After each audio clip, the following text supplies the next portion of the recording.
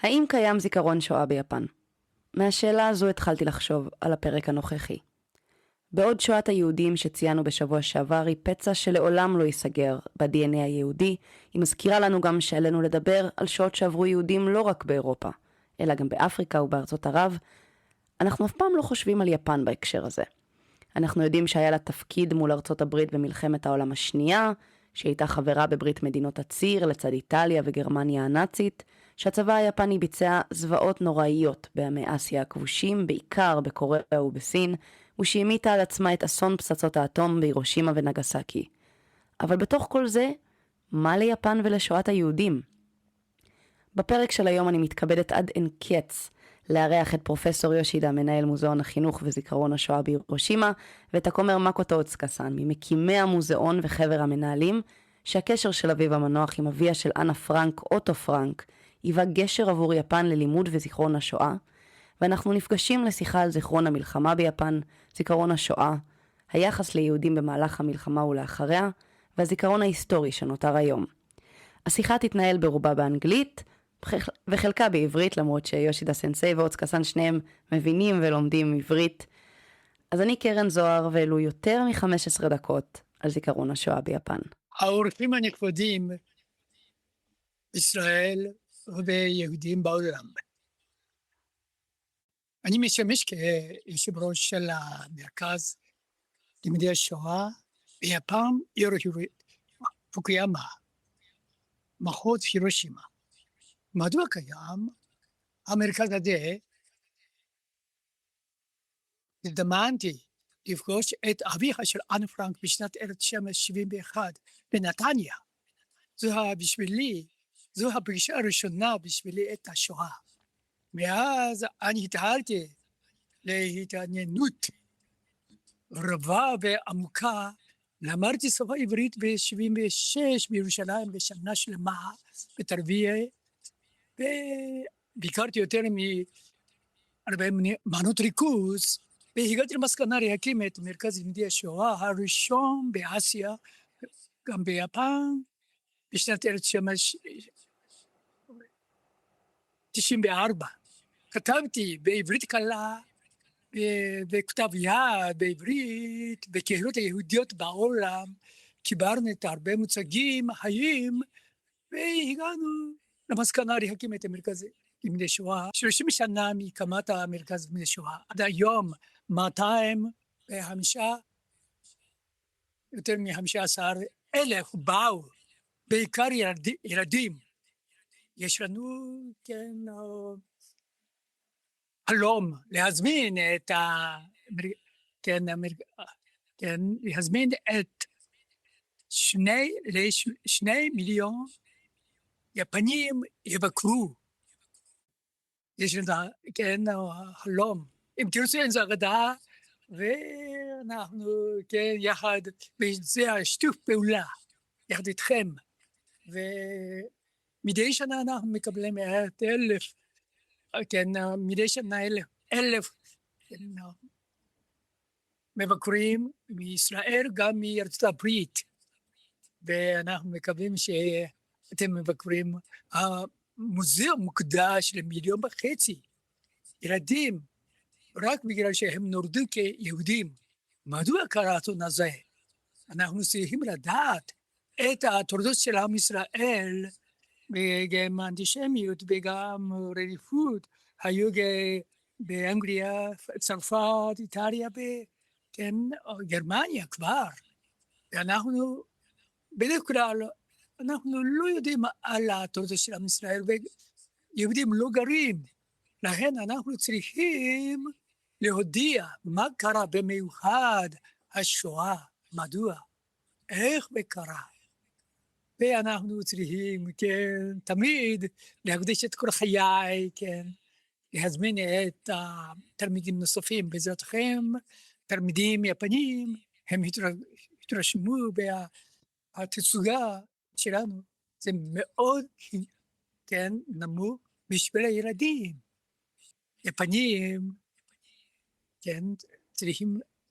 אנחנו צריכים לדעת, מפני שהעם היהודי נתן לנו את תנ"ך, תרבות, שירה ועזה. ככה אנחנו מרגישים ומכבדים. ואני רוצה יחד עם המנהל יושידה סן, ואני רוצה למסור לו. תודה רבה רבה, להתראות בקרוב. כן, כן. תודה רבה, אוצוקה-san. And now we're gonna shift the discussion into English. So alongside Reverend Makoto Otsuka-san that gave us his beautiful words, and just to repeat, the father of Otsuka-san met the father of Anne Frank back in Israel in 1971, and it was a fate-like meeting in which Otsuka-san received some memorandum from father of Anne Frank, Otto Frank, and brought it back to Japan. And we have Professor Akio Yoshida Sensei, who is the deputy director of the center and in charge of the educational facilities behind the museum, teaching thousands of Japanese youth how to understand the Holocaust in Japan, which is very not obvious for the Israeli listeners. So, as every year, this week, Israel has commemorated the memory of the Holocaust and the atrocities done to the Jewish people under Nazi Germany. And as we keep the memory alive year after year, we never really discussed the part Japan had in all of this. But did the Japanese Empire really share the Nazi agenda against the Jewish people? Was there any awareness of the concept of Judaism? Okay, hi, I'm Akio Yoshida, Director General of the Holocaust Education Center.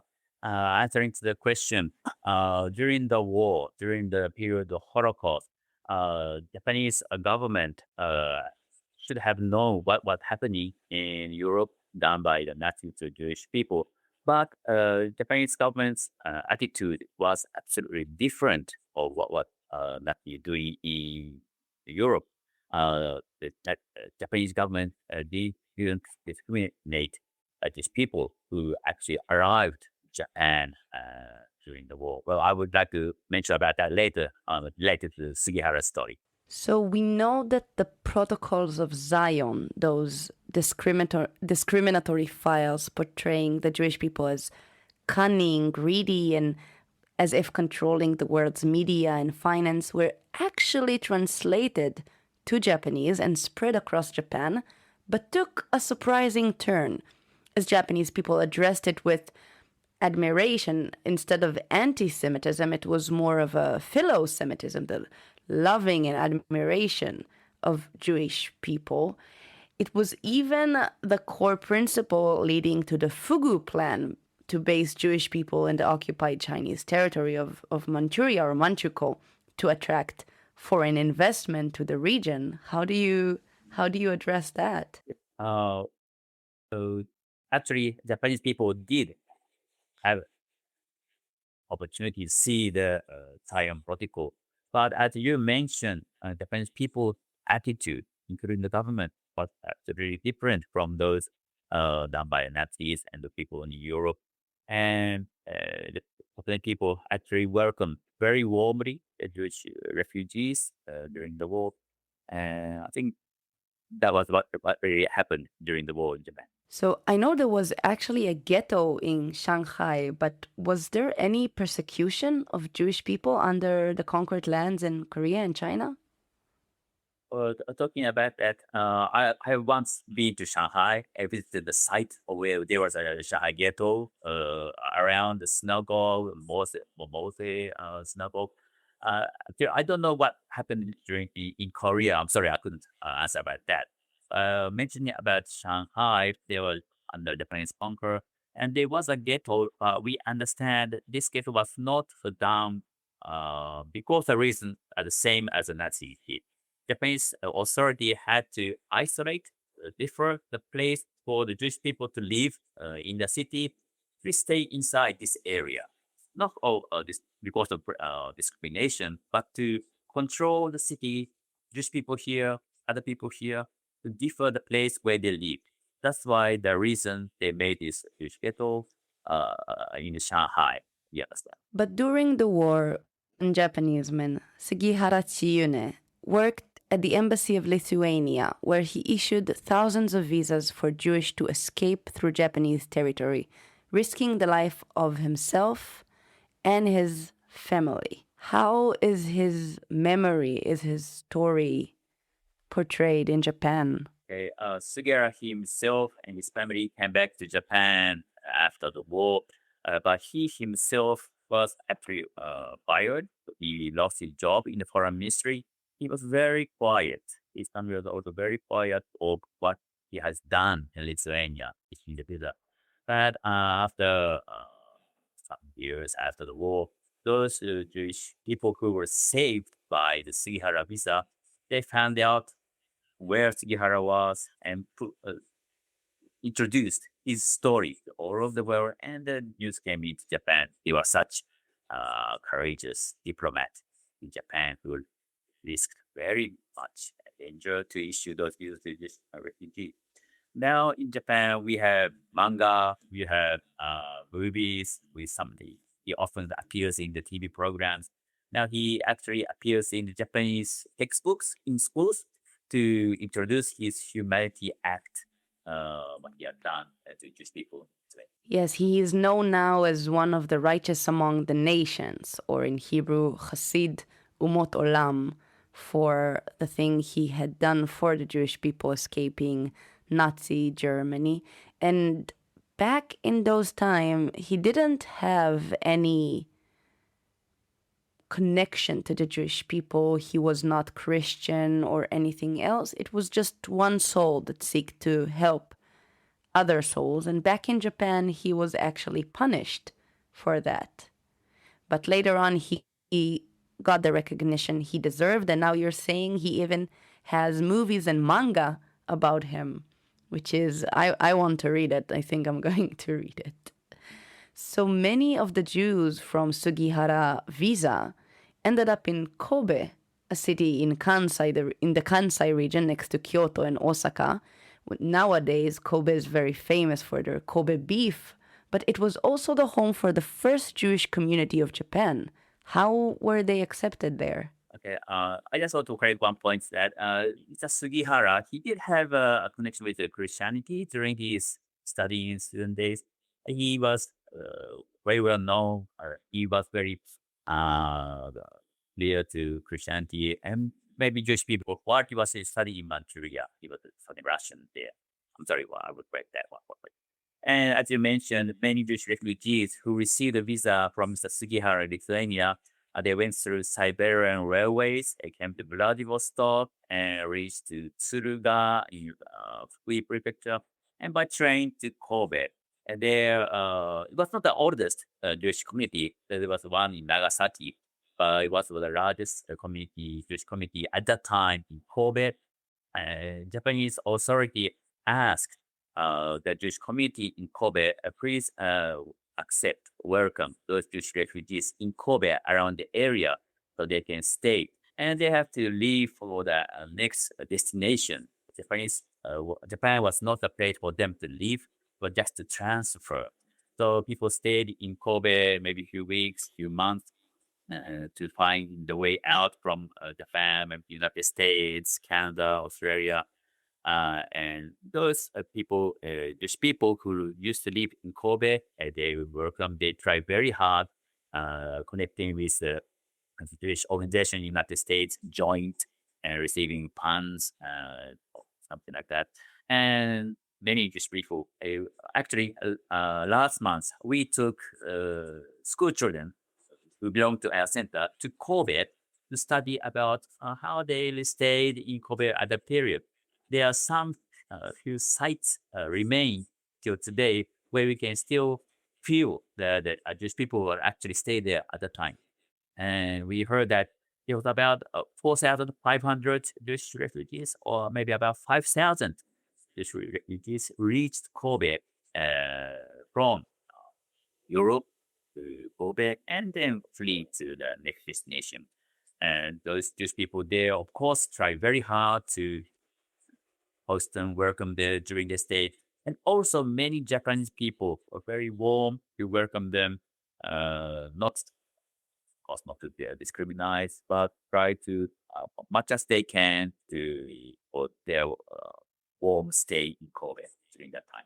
So, using the Sugihara visa, a lot of Jewish people fled first to Tsuruga Bay in Fukui Prefecture. To our listeners who maybe don't know about Fukui, it's a very lovely prefecture known to be the happiest in all of Japan. It's very interesting. And also a Jewish community in Nagasaki, but a lot of them ended up in Kobe, which to this day holds the biggest Jewish community in Japan, something like 4,000 or 5,000 Jews escaping Germany with the Sugihara visa arrived into Kobe, but they didn't stay there. They just parked for a while to continue their travel to other countries like to Australia and to United States. And as you're saying, the Japanese did not discriminate against them, but treated them with kind and care, even though them themselves were under war. They still find it in their hearts to help those Jews escaping Germany, which we are grateful for forever. After the war, the United States and Japan did everything in their power to leave the past behind and to build a new Japanese democracy designed on American principles and education, thus actively deleting not only years of Japanese imperial history, but also much of the atrocities and war crimes committed by the Japanese military. As countries around the world began waking up to the truth about Nazi Germany, the acts, the camps, was Japan aware of it all? Japan became allied with Nazi Germany during the war. So they should have received certain information. But I'm not sure whether there was so much in knowledge or what was precisely happening in that Auschwitz, Poland. The agenda of Nazi Germany, the discrimination against the Jewish people, people should be aware of that. Actually, talking about Kobe, there were German people living there in the same area in Kobe, and Jewish refugees arrived in that same area. They actually lived very close places, next door, next houses. And I once read a document that Jewish people who came to Kobe, finding the German people, maybe the Nazi with some officers there, they were very afraid. They tried to take off the Jewish symbols from the Jewish community, maybe the synagogue, the Magen David. But Japanese authority, police people said, you don't have to do that in Japan. You are safe in Japan. Leave it as it is like. Hearing that kind of information, we're very glad how Japanese people try to welcome and treat those people as safely as possible. So Japan was allied with Nazi Germany for the war, but Jewish agenda against Jewish people is absolutely different. We can say that. You know, I cannot help but think about modern day as a lot of Israelis and Jews are once again facing with anti-Semitism around Europe and the war. But in Japan, we don't really experience that. And I think that is one of the key reasons that so many Israelis and Jewish people enjoy traveling to Japan in recent years. It feels so safe and welcoming and accepting. Young Japanese nowadays don't really learn about the war, let alone about the Holocaust, which is why in 1995, the Holocaust Educational Museum was established. And I'd like to hear how this came about, and Otsuka-san will answer in Hebrew this time. Okay. גורלית בירושלים כדי ללמוד באולפן בשנה שלמה. באגד, באוטובוס, אני ראיתי את הרבה מספרים בידיהם. באגד. אני הכרתי את הרבה יהודים ניצולי שואה. 20 שנה למדתי שפה עברית וגם ביקרתי יותר מ-40 מחנות ריכוז. אני ככה הגעתי למסקנה. זה חשוב ביותר ללמוד יפנים על תולדות של עם ישראל. הם לא יודעים רק שביומנה של אנה פרנק, אבל בדרך אנה פרנק אנחנו מתחילים משנת 1995, פגישתי עם אוטו פרנק, בדרך אנה פרנק. מדוע קרה האסון הזה? אנחנו שואלים, אם אנחנו מזמינים את התלמידים היפניים, אני קודם כל להזמין את המורים, ללמוד, להכין, ואני מבקש מהם לשלוח, לפני שהם מבקרים אצלנו, אנחנו רוצים לדעת את השאלות מהם. תוך כדי לענות את השאלות, אני מסביר בדרך אנה פרנק, וגם מדוע קרה את האסון הזה. אנחנו צריכים לדעת שני צדדים. ככה אנחנו לראות את האמת. אבל אנחנו לא נותנים לתשובות, אלא למצוא את התשובה בשבילך. ככה באופן חופשי אנחנו מקבלים את התלמידים יפניים. מאוד הם אוהבים מרשים מאוד. הם אומרים שזה בשבילנו פעם ראשונה לדעת את ההיסטוריה של עם ישראל. אבל אנחנו צריכים לעשות משהו לקראת שלום.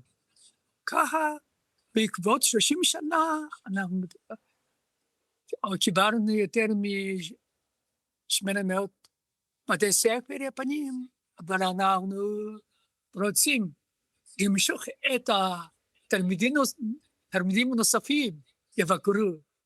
גם אתם, אנחנו מאוד רוצים שיבקרו אצלנו. המוזיאון הוקם בהירושימה, במחוז הירושימה, בפוקיומה, אותו מחוז שעבר פצצת האטום, ויש פה מסר חד משמעי של לעולם לא שוב, גם פצצת האטום וגם זיכרון השואה, ולכן המיקום של המוזיאון בנקודה כל כך חשובה, מסמלת המון, גם עבור יפן וגם עבור העם היהודי. ואני רוצה להתעכב רגע על יומנה של אנה פרנק, כי יפן היא אחת המדינות שבהן הוא הכי פופולרי, אם אפשר להגיד משהו כזה. למה? יומנה של אנה פרנק, לפי דעתי, אני קראתי גם, אבל היא כתבה מסר אינטרנציונלי. זאת אומרת, גם היום אין מסר חדש בשבילנו. אם יפנים צעירים שומעים על המסר מאת אנה פרנק, זה מאוד מתעוררים את העניין. מדוע? ואיך? זה החשוב ביותר, אנחנו לא רוצים ללמד, אלא להתעוררות, עוררות של עניין. מדוע? מי יהודים? מי עם ישראל? מי יהודים? זה הצעד הראשון, אבל זה חשוב ביותר. לא בהתחלה בראש, אלא בלב. ככה אנחנו מלמדים לילדים. זה המאוד מוצלח, ככה אני מאמין עד היום. So let me switch back to English for just a moment and ask Yoshida-san about the educational program of the museum. So what is the main narrative that you are promoting right now? It's mainly a museum for children, is that right? Yes, we have a main aim on Japanese children to come to our center to come to know about the Holocaust, which for them is a very rare chance for them to really be in touch, to know, to feel about the history of the Holocaust. We hope more and more school children, of course adults, to come to our center to know what actually happened, especially to the children of those days, why they have to suffer, be discriminated because they were born Jewish. And we hope they feel in their heart that this kind of discrimination could happen anywhere to anybody, and think for themselves how we can prevent, how they can stop these things happen again in the future and create a peace together for the future. What is the most common response you get from children and visitors after coming to the museum? When we welcome school children, we ask the teachers to give them some study about the Holocaust in advance before they come to the center. We do prepare 18 minutes DVD video we made by ourselves, introduction about Anne Frank Rose and Frank, Dr. Frank, and then to the Holocaust, very easily for them to get in touch with what happened during the Holocaust in those days. And they come to our center and they receive introduction, they receive the guide tour during the exhibition. And we do receive many impressions after their visit.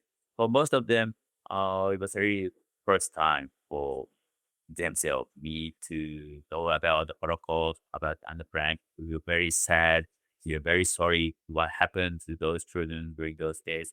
And we would like to think what we can do, what I can do in everyday life to be create peace, being kind to friends, be kind to other people.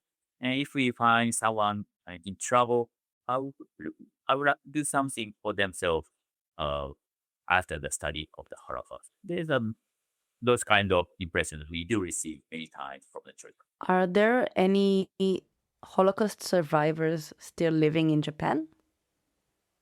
We know there are, I think, a few people, long periods, short periods, who live. But maybe of those people pass away these days. I think there are, I think, one or two people survivors.